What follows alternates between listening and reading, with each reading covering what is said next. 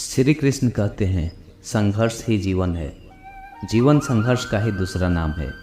इस सृष्टि में छोटे से छोटे प्राणी से लेकर बड़े से बड़े प्राणी तक सभी किसी न किसी रूप से संघर्षरत है। जिसने संघर्ष करना छोड़ दिया वह मृत प्राय हो गया। जीवन में संघर्ष है प्रकृति के साथ, स्वयं के साथ, परिस्थितियों के साथ। तरह तरह के संघर्षों का सामना आए दिन हमको करना पड़ता है और इनसे जूझना होता है। जो इन संघर्षों का सामना करने से कतराते हैं वे जीवन से भी हार जाते हैं। जीवन भी उनका साथ नहीं देता। जीवन संघर्ष का दूसरा नाम है। संन्यास संघर्ष से भागने का नाम है। जिंदा मनुष्य बनकर जीना चाहते हो तो संघर्षों से जीना सीखना ही होगा। जन्म से मृत्यु तक की एक कला विधि जीवन कहलाती है। संघर्ष जीवन में चीज़ों को प्राप्त करने के लिए प्रतिकार है। यह हमें उत्साह और साहस प्रदान करता है। जीवन संघर्ष व्यक्ति के जीवन में आने वाली चुनौतियां और परिस्थितियों का सामना करने का प्रकार है। इसमें यथार्थता, संघर्षी भावना, समर्थन और जीवन के मौलिक मूल्यों के प्रति समर्पण शामिल होता है। यह सफलता से सीखने और पुनः प्रयास करने को प्रेरित करता है। साथ ही सफलता की खुशियों को भी स्वीकारता है। जीवन संघर्ष व्यक्ति को सामर्थ्यवान बनाता है और उसे उन्नति और समृद्धि के मार्ग पर आगे बढ़ने के लिए प्रेरित करता है।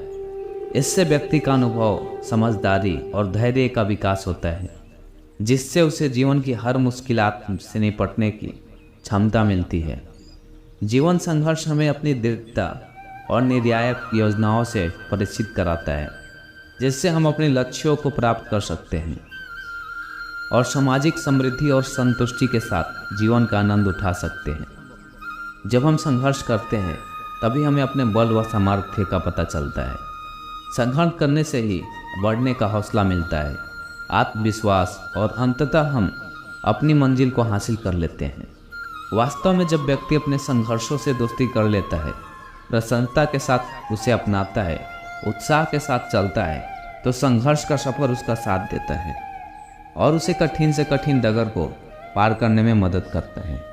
लेकिन यदि व्यक्ति जबरन इसे अपनाता है, बेरुखी के साथ इस मार्ग पर आगे बढ़ता है, तो वह भी ज़्यादा दूर तक नहीं चल पाता। बड़ी कठिनाइयों के साथ ही वह थोड़ा बहुत आगे बढ़ पाता है। जब जीवन में एवरेस्ट जैसी मंजिल हो और उस तक पहुंचने के लिए कठिन संघर्षों का रास्ता हो तो घबराने से बात नहीं बनती।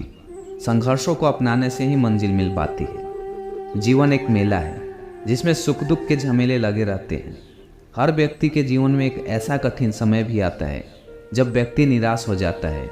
ऐसे समय पर यदि धैर्य से काम लिया जाए और खुद को प्रेरित करके रखा जाए तो सफलता भी आपकी दहलीज पर दस्तक देती है। श्री कृष्ण कहते हैं कि जो अपने कर्म के फल के प्रति आसक्ति को नहीं छोड़ सकते वे मार्ग से कोसों दूर हैं। अपनी इच्छा की शक्ति से अपने आप को नया आकार दें। अपने आप को कभी भी स्व इच्छा से नीचा ना होने दें। इच्छा ही आत्मा की एकमात्र मित्र है और इच्छा ही आत्मा की एकमात्र शत्रु। जिन्होंने खुद को जीत लिया उनके लिए इच्छा एक मित्र है, लेकिन यह उन लोगों का दुश्मन है जिन्होंने अपने भीतर आत्मा को नहीं पाया। सर्वोच्च वास्तविकता उन लोगों की चेतना में प्रकट होती है जिन्होंने खुद को जीत लिया है। शांत मन में, ध्यान की गहराइयों में आत्मा स्वयं को प्रकट करती है। स्वयं के माध्यम से स्वयं को देखकर एक आकांक्षी पूर्णता के आनंद और शांति को जानता है।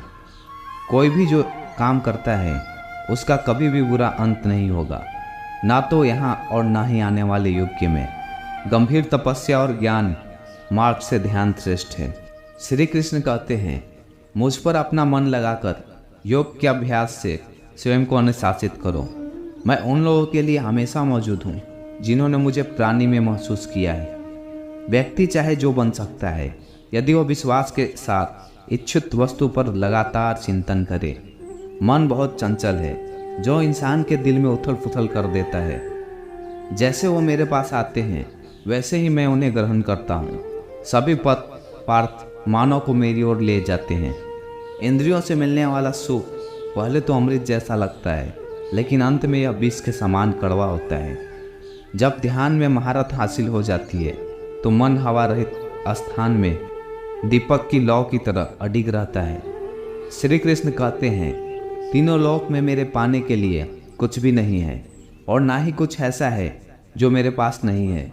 मैं अभिनय करना जारी रखता हूँ, लेकिन मैं अपनी किसी ज़रूरत से प्रेरित नहीं हूँ। कर्म मुझ पर इसलिए नहीं टिकते क्योंकि मैं उनके परिणामों से जुड़ा नहीं हूँ। जो लोग इसे समझते हैं और इसका अभ्यास करते हैं वे स्वतंत्रता में रहते हैं। ज्ञान की भेंट किसी भी भौतिक भेंट से बेहतर है, क्योंकि सब कामों का लक्ष्य आत्मिक बुद्धि है। जैसे आग की गर्मी लकड़ी को राख कर देती है, वैसे ही ज्ञान की आग सभी कर्मों को भस्म कर देती है। अपना काम हमेशा दूसरों के कल्याण को ध्यान में रखकर करें। एक बार एक बच्चे को अपने बगीचे में किसी टहनी से लटकता हुआ एक तितली का कोकून दिखाई पड़ा। वह प्रतिदिन उस कोकून को देखने लगा। एक दिन उसने ध्यान दिया तो पता चला कि उस कोकून में एक छोटा सा छेद बन गया है। उस दिन वो वहीं बैठ गया और घंटों उसे देखता रहा। उसने देखा कि एक तितली उसे खोल से बाहर निकलने की बहुत कोशिश कर रही है, परंतु बहुत प्रयास करने के बाद भी वह उस छेद से नहीं निकल पा रही है और वह फिर बिल्कुल शांत हो गई, मानो उसने अपने प्रयासों से हार मान ली हो। उस बच्चे ने निश्चय किया कि वह उस तितली की मदद करेगा। उसने एक कैंची उठाई और तितली के बाहर निकालने के लिए रास्ते को कोकून के मुख को काटकर इतना बड़ा कर दिया कि वह तितली आसानी से बाहर निकल सके। और यही हुआ। वह तितली बिना किसी संघर्ष के आसानी से बाहर निकल आई, पर अब उसका शरीर सूजा हुआ था और पंख सूखे हुए थे। वह बच्चा अब तितली को यह सोचकर लगातार देखता रहा वह किसी भी वक्त अपने पंख फैलाकर उड़ने लगेगी, लेकिन ऐसा कुछ नहीं हुआ, बल्कि इसके विपरीत हुआ। वह तितली कभी नहीं उड़ पाई और उसने अपनी बाकी जिंदगी घिसटते हुए बिताई। इसलिए दोस्तों, जिंदगी में संघर्ष से कभी पीछे ना हटें। राधे राधे।